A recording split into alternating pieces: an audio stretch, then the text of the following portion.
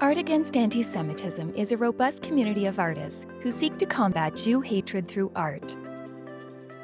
The project features a variety of artists from around the world who each contribute to the fight against anti-Semitism in a way that feels personal and meaningful to them. Art Against Antisemitism was started by Boston-based artist Lisa Ling, who brought the project to the Combat Anti-Semitism movement in 2019.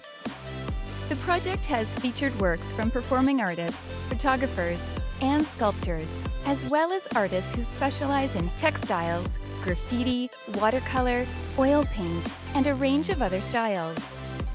This diverse group of artists, whose works have been showcased in prominent exhibits at museums and academic institutions worldwide, utilize a broad range of creative practices to bear witness to our times.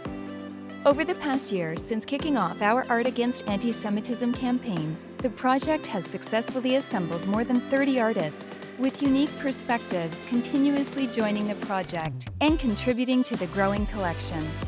If you're an artist who is passionate about combating anti-Semitism, we encourage you to submit your artwork and join the Art Against Antisemitism community.